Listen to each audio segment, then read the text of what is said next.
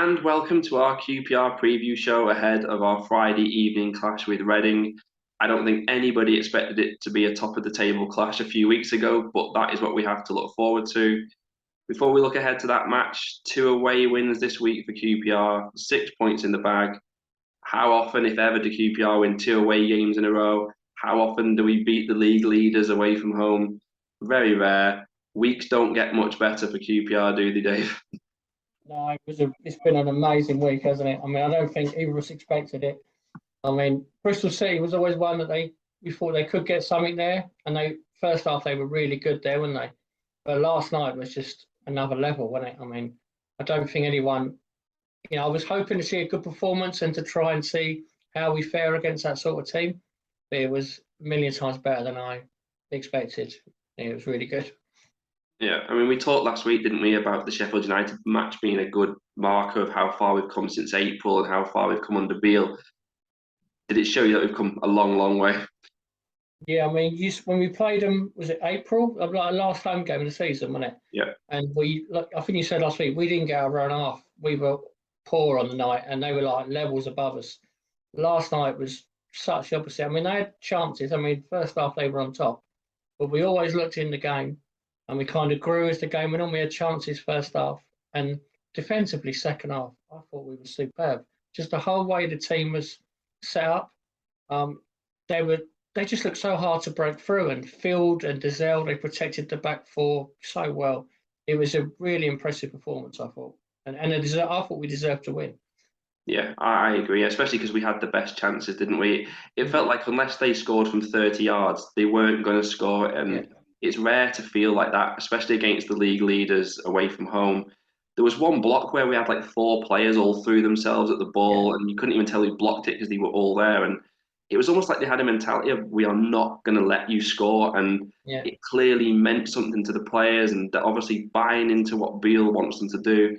So as much as it's only one game, fingers crossed if it's a signal of what's to come, as well as when you think about that 30 minutes before half time against Bristol City, that was about as good as it gets at this level, wasn't it? Yeah, I think we've seen both sides of the team this week, and we going forward against Bristol City, they were fantastic first half. Could have scored 4 or 5 in that half. They were so good. And then last night, although they were good going forward as well, defensively, like I said, they were so impressive. And really last night, even going forward, they had chances first half. Chair was a bit unlucky, wasn't he? Roberts should have scored that one to kill the game off 1-0. But they're creating chances. They look dangerous going forward. It's an exciting time. I think Sheffield United are one of the best teams in the division, certainly one of the best 3 or 4. And we've matched them last night. We've shown on our day we can do it. Whether they can do it over a season is another thing. But it bodes well. Yeah, hopefully they just believe how good they can be, and if they can keep that attacking impetus with that defensive side that they're showing, we're going to be a match for anybody. And first and foremost, let's hope they can take it into the match against Reading. Now, undoubtedly, Reading are the strangest team in the league. They got a good draw against Norwich in midweek. They restricted Norwich as well to just 1 shot on target, and they're unbeaten in the last 3 games. So it's not going to be easy. But as we probably all know, they've lost 4-0 to Rotherham, 4-0 to Sheffield United, 3-0 to Sunderland, and yet they come into this match 1 point and 1 place above us. I think it sums up the randomness more than anything Reading at the moment, doesn't it, Dave? Yeah, I mean, they've got a lot of experience in their team, haven't they? They've got your mate, Jeff Hendricks there. He scored last night, didn't they? Yeah. They got Andy Carroll's coming. They got Hoylett. They've got some good players. They're a funny side, Reading. They seem to have one good season, one bad, don't they? Well, they were awful last year, but they're obviously doing something right this year. They're not third. They can't be third by accident. They've been consistent. They got a good draw with Norwich last night. It's going to be, it's another tough one, isn't it? Yeah, you're right. When you actually look at their team on paper, it looks like someone's put a team together from like 5 or 6 years ago. Even the manager, it's such an odd one. But obviously, in certain matches, maybe it's certain teams, certain shapes, they just work better against than others. I have to see how we shape up. And like you said, they've got 3 former QPR men in their lineup. Are you worried about that? Because we tend to be a charity case for former players, as we saw with Naki Wells last week. Yeah, I mean, Jeff Hendrick, I'm concerned about because he was so bad for us last year, and he was kind of like he was the one that Oh, it's all his fault. It's all going wrong with it quite most weeks. You can see he's probably going to have a point to prove. He's not a bad player. He just didn't really work for him there. And Hoylett's always dangerous, isn't he? He can bang one in from 30 yards, or he'll hit the first man from crossing 50 times. You don't know what you're going to get from him. Yeah, I mean, yes, it's a tricky one, especially after playing just last night. It's got to have taken a lot out of the team. And if you're going to come onto with the injuries as well, it's going to, it won't be an easy night for us. Yeah. All we can hope is that obviously it might have taken a lot out of them having to play at Norwich as well. So it's kind of even on that question. But obviously with QPR, the big question mark is going to be about Chris Willock. We have to presume that he's going to miss at least this match.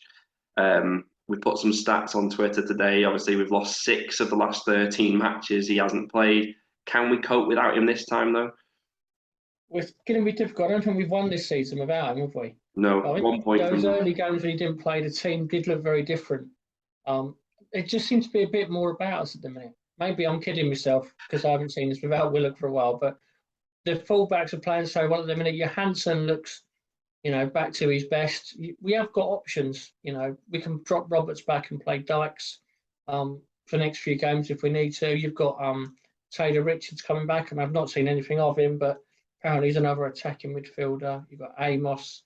He's also got the option of maybe going to 3 at the back like he did second half. And then you add an extra midfield player in and try and grind a few games out. He's got options. I feel more confident than I did when he got injured last season. But, he is a massive player for us, isn't he? I mean, he is like Tarap levels of taking a good team to a very good team, Yeah. And we're going to miss him. There's no doubt about it. Yeah, it's a big statement, isn't it, to compare him to Tarak? But I agree with you, and he literally is 6 goals in 8 games. He's verging on unplayable, isn't he? He's the difference maker. But I do agree that last season it was all on Chair when Willock wasn't about, and then Chair had so much pressure on his shoulders. And now, at least, like you say, we've got numerous options. Chair can link up with Roberts. He's got another technical player near him. It doesn't have to just be Willock. He could bring Armstrong in as well, couldn't he? Who's not been around recently in the games. He's got options, and fingers crossed it's not out for too long. You also have to think as well that Beale, he comes across as incredibly meticulous, doesn't he? So I imagine he's got a plan for every eventuality. So hopefully he's well prepared. Elsewhere in the team, it's been 3 clean sheets in 4 games, and even the Bristol City goal was avoidable, wasn't it? Coming from an error. What centre half combo are you expecting against Reading? Gallagher looked dead on his feet at the end of last night. But yes, you don't know if he'll do 3 games in a week, and maybe Dickie will come back in there. Yeah, it's difficult to know. Depends on what shape. You could go with us 3 and maybe bring Dickie and Clark-Salter in, or maybe just Dickie. It's a difficult one because obviously they're going to have the aerial threat with Andy Carroll on Friday, so they're going to have to combat that. But I'd be surprised if Balogun played as good as he's been. I think 3 games in a week might be a bit too much for him. Much like with Johansson, you normally only does 2 games in these weeks. Yeah, I agree.